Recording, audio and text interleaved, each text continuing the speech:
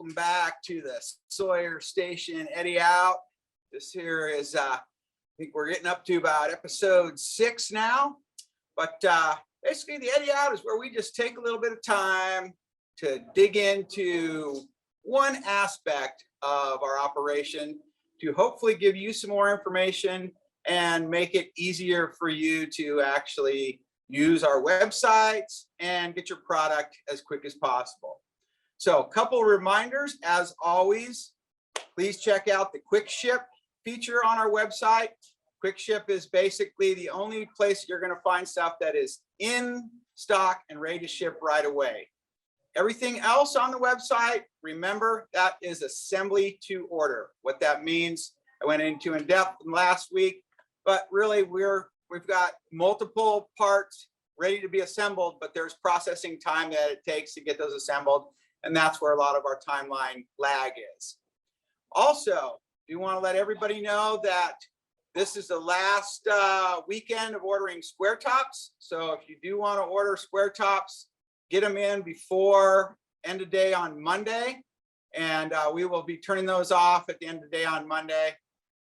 They will be off for a period of time. We don't know exactly how long, but we've already received about as much demand as we can take. So we're going to just receive a few more. So if you're trying to get your square top order in, please do that before Monday, and we'll get you in the queue and get you taken care of.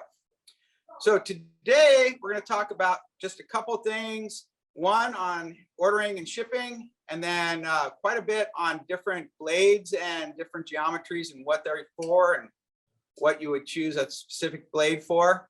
And then at the end here, we do have a special guest today that we'll chat a little bit with. So stay tuned for that. So as far as shipping goes, there's a couple of very important things to be aware of in the shipping. And that's, first of all, that we don't really have the ability to expedite any assembly to order item. Like you can select expedited shipping, but that only means that it's going to be expedited once it gets completed. That doesn't mean that you can cut in line in front of everybody else and get your product actually assembled sooner than others. So the expedited shipping doesn't really work for assembly items.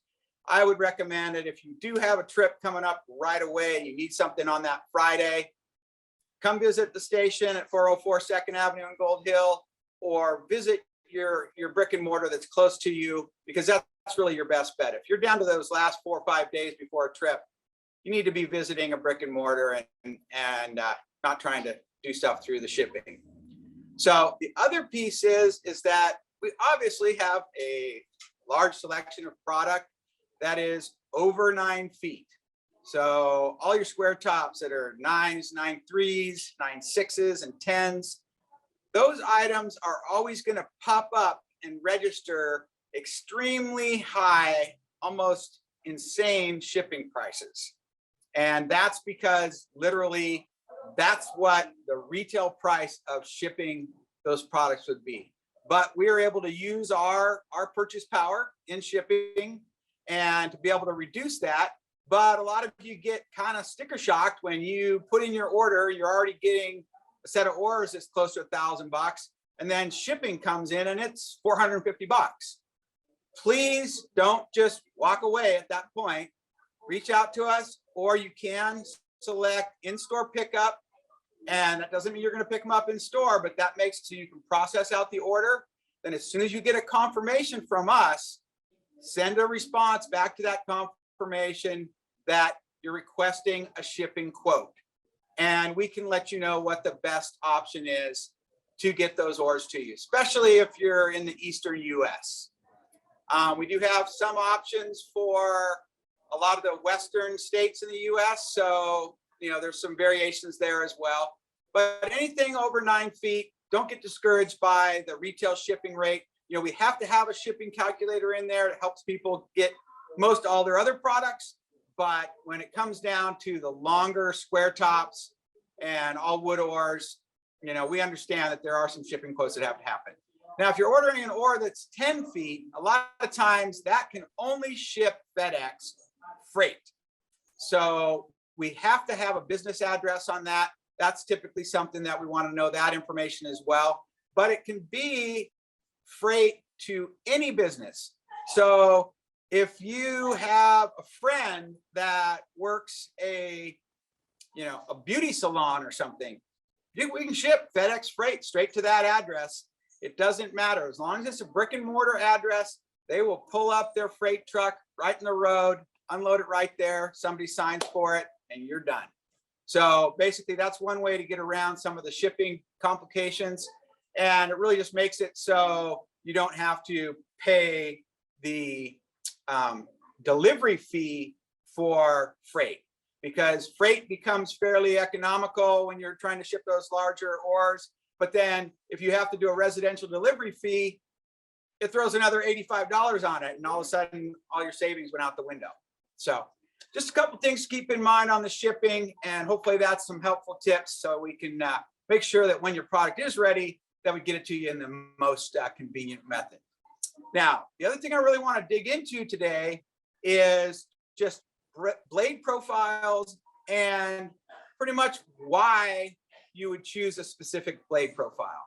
Now, with our blades, for all of our composite blades and all of our square top models, we have 3 specific blade profiles.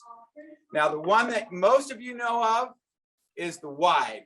The Dynalite wide is definitely our primary go-to blade for most folks that are running whitewater, most folks that are just looking for an everything blade, but it's not always the #1 piece.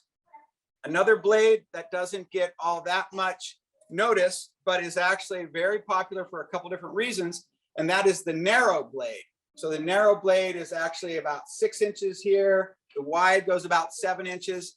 And one of the things is the narrow blade is utilized ideally for, 1, to lighten up your swing weight of your overall oar, and 2, to minimize the amount of surface area that you're trying to push through. Definitely like some really big hydraulics. You don't need a blade that's going to grab that much in really big hydraulics. So high volume runs, a lot of folks tend to go to a narrower blade. So the wide and the narrow, that's kind of like this and that, right? Those are pretty straightforward. Now we do also run a shoal cut blade. Now the shoal cut blade is unlike a lot of your traditional oar blades, and the shoal cut blade is very specific, and it's specific for a few different reasons. The reason that it is built the way it is because it is designed to excel in shallow water. And you could tell by just looking at the center line of the blade, there's actually more mass below the center than there is above the center. And in turn, that gives you a much more purchase of your oar blade in shallow water. So for example, primarily it's designed for anglers. We don't see as many of these ordered by just whitewater specific folks. But for anglers, you imagine if you are fishing an inside corner on a turn of the river. You're fishing that inside bend, one oar is out in the current and you're getting plenty of deep purchase there. But the other oar is over in the eddy and there's maybe only a couple inches of water. And so if you've got the shoal cut blade, you dip that down in the water, you're gonna get that whole lower portion of the blade when you're getting a purchase. If you've got a traditional blade and you dip that down in the water, you get just that corner of the blade. So you can see that there's quite a bit of difference of just what purchase you really get compared to your blade. So nice feature on like composite shafts. We do have folks that buy a wide blade and a shoal blade, and that's a fairly common combo, but not as common, but some folks do add the narrow and the wide for just different water conditions. Now, all of the Dynalites and the lamb furs and the new Sawyer 55s also come in a stubby blade. All of our traditional blades are 30-inch blades. All of the stubby blades are 24-inch blades. So this is where some of the math comes in. All of our shafts are actually sized by a 30-inch blade. So you use that for, say you get a 9-foot MX You put a stubby on it, you're going to have an 8.5 foot MX. So those are things you have to make those calculations. We are not calculating and changing our sizing of our shafts. Stubbies are just made for you to really adjust your rowing setup for specific boats. And we did that for the main reason of all little boats that are coming onto the market, where you have a little boat that you possibly get as your second boat, you get a frame set up for it. Now you have those 9 foot oars. You want a little bit shorter, get a stubby blade, and then you don't need as much oar when you're rowing a 10 foot or a 12 foot boat versus rowing a 14 or 16 foot boat. So the stubby blades are available, and they're available for those exact reasons. Now, swing weight is something that is very important. And if we think about swing weight and people ask about overall weight and swing weight, what's the difference? Overall weight is basically what the oars are as you carry them from your truck to the river. Pretty irrelevant. When it comes down to it, most of our 9 foot wood oars weigh about 7 pounds. Bandits are the lightest oar on the market that we make. They weigh about 4 pounds, but swing weight is most crucial.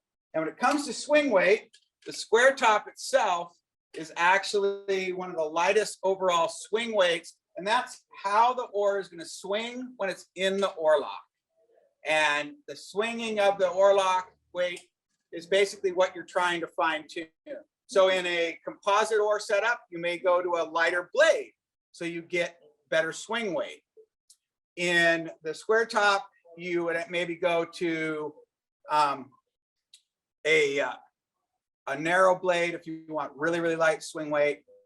But most of the time, folks will buy just for the primary reason of what they're rowing the most. And so if you're rowing shallow water, majority of the time, over 50%, go to a shoal cut. If you're rowing big volume water, majority of the time, go to a wide. Just some basic pieces to kind of consider as you're coming through, making that decision on what you're going to purchase. So that's a few things just on various blade profiles, swing weight, and how it all comes together. Now, I do want to take a moment here. We've got a special guest that's just joining us, popped into town, and we have the honor and privilege of having Mr. Paul Clark in the house. And I want to introduce Paul Clark here. A lot of you know Paul from the collaborator with us on Super Stick. He is also a Hala rep, and so he basically knows everything Hala as well. And want to just spend a little bit of time with Paul and give it a little perspective that he's got. Speaking of perspective, I like that I'm on the tall bench right now. It makes me look tall. We are both height challenged, but it's okay. We don't care. So Paul, you've been traveling around the country and going to many different river festivals and that kind of thing. And a lot of what you do is obviously in the SUP element to it. But give us kind of just a little recap of what you've been seeing as folks are getting back into getting out on the water and doing more of the group events that were kind of canceled out during all of the COVID era. Well, for the last couple of years, I've been really focused on traveling as safely as possible, van camping throughout the United States. I spent the summer last year in Canada and attended the Kananaskis Whitewater Fest outside of Calgary. And that was a fantastic event. It was really my first big event after so many others had been canceled, including the Clack Fest here in Oregon. So it was really good to see how the Canadians are running rivers, especially on paddle boards, good stuff. Then I crossed the US to Golly Fest and went to the Russell Fork Fest and Tuck Fest at the Charlotte Whitewater Center. I've been to a variety of whitewater centers, including in Oklahoma City, Bend, Salida. There's a lot of ways to paddle on rivers. And it's been really good to see people really enthusiastic about being back on the water and exploring a variety of new crafts. I've seen a lot of IKs out there, and I've certainly seen a growth in paddleboarding on rivers. And I'm doing a series right now on my channel. It's called The Future is Female.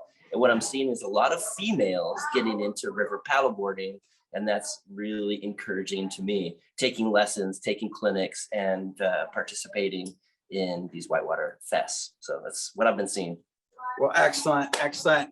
Hey, you guys, one little note is Paul and I are working on a couple different projects, so we will have a few more installments in our Eddy Out series, and also we do some work over on the Sawyer channel as well. So check those out. Look for a little more from Paul and Sawyer Eddy Out, and hope you have a great day. Get out on the water, enjoy yourself, and we'll see you on the river. And Paul gets the point. On the river.